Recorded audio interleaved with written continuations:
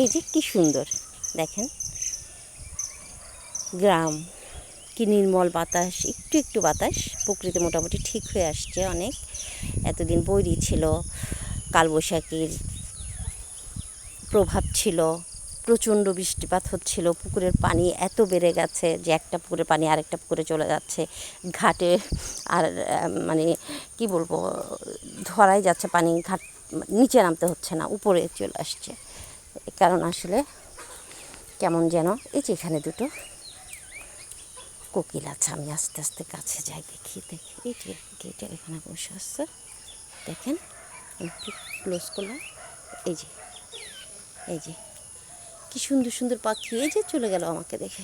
আচ্ছা চলে যাক, সমস্যা নাই। এই যে পথ, কি সুন্দর ঘন বন, আমার ভালো লাগে, জানি না কেন, হয়তো বা শেখরের টান। আমরা আছি কিন্তু পৌরসভায়, 5 নম্বর পৌরসভায়, যে এখানে একটা সাইনবোর্ড দেখে মনে হইল এই এতক্ষণে আমি একজন গ্রাম্য বালিকা নাকি তরুণী, তরুণী বললেই মনে হয় ভালো হবে, না বালিকা দেখলাম, আমাকে দেখে আবার লুকে মানে সরে যাচ্ছে দূরে। এখানে মানুষগুলো অনেক ধর্মপ্রাণ, এটাই ভালো লাগে, অনেক ভালো লাগে। আসলে না হয় এরকম রহমত আল্লাহর কখনোই দিত না। মানে এখানে মানুষগুলো যে এত ধর্মপ্রাণ বলার অপেক্ষা রাখে না, মানে মনটা উজাড় করে যা আছে তা দিয়ে আপনাকে আপ্যায়ন করবে।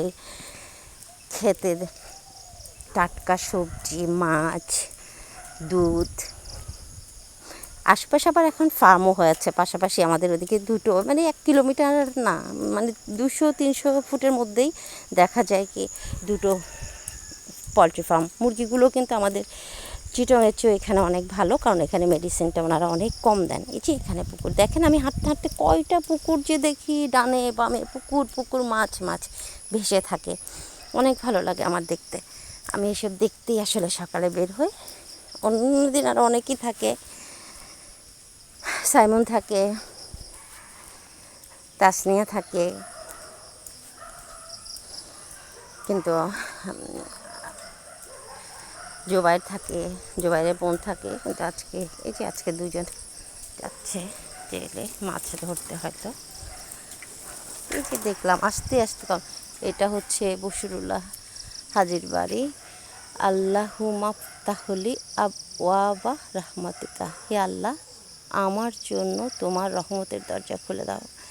একটু পর পর যে মসজিদ, মানুষের ধর্মপ্রাণ মুসলমান, এই যে দূরে দেখা যাচ্ছে, এই যে এটা একটু ক্লোজ করি, এই যে এই যে এটা হচ্ছে আমার জাফরুল্লাহ ভূঁইয়া, আমার চাচা করেছে মাদ্রাসা মসজিদ। এই যে এখানে এটা অনেক সুন্দর, এই রোডটা দিয়ে আব্বার যে কেনা জায়গায় থাকি আমি এখন, ওখানে আমাদের মেন বাড়িটা হচ্ছে ওই এখন যে মাদ্রাসার পাশে, এই বাড়ির ভেতর দিয়ে যাওয়া যায় 1 মিনিটের রাস্তা। কিন্তু এখানে থাকতে আমার কেন যেন ভালো লাগে, অনেক ভালো লাগে।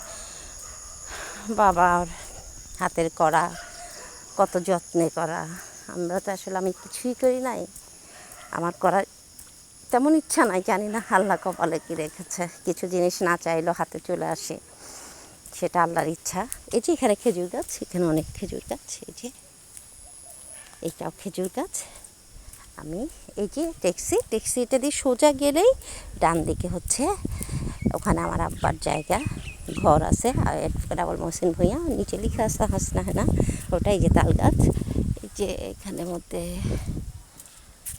আমরা মাঝে মধ্যে সকালে উঠে গেলে এই দোকানটা খোলা থাকে, তখন এই দোকানে বসে চা খেয়ে ফেলি। এখনও হয়তো বা খোলা থাকবে। এখানের এলাকার আবার চাচা সবাই এলাকার আসে, কথা বলে, ভালোই লাগে, অনেক ভালো লাগে, মানে অন্যরকম একটা আমেজ, আমি বুঝাতে পারবো না। আবার এই যে সোজা গিয়ে যে আমি থাকি ওইটার পাশে একটা দোকান আছে, ওই দোকানটা এতটা মানে সমৃদ্ধশালী না, ওখানেও আমার ভালো লাগে। ওটা হচ্ছে হুমায়ুন কাকার দোকান, ইনশাল্লাহ হয়ে যাবে একসময়, ওনারটাও এই যে ওর মতো হয়ে যাবে।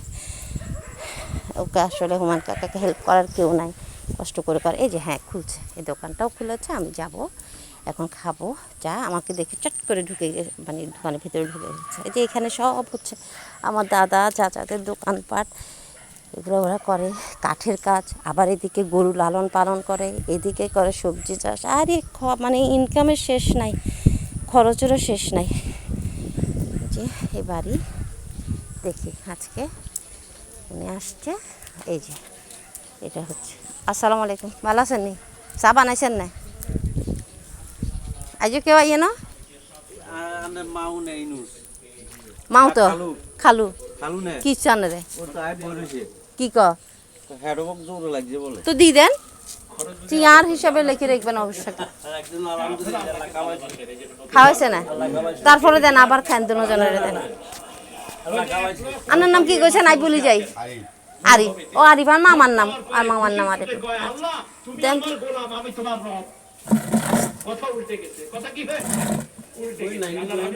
এই যে বইছি, এখানে বই।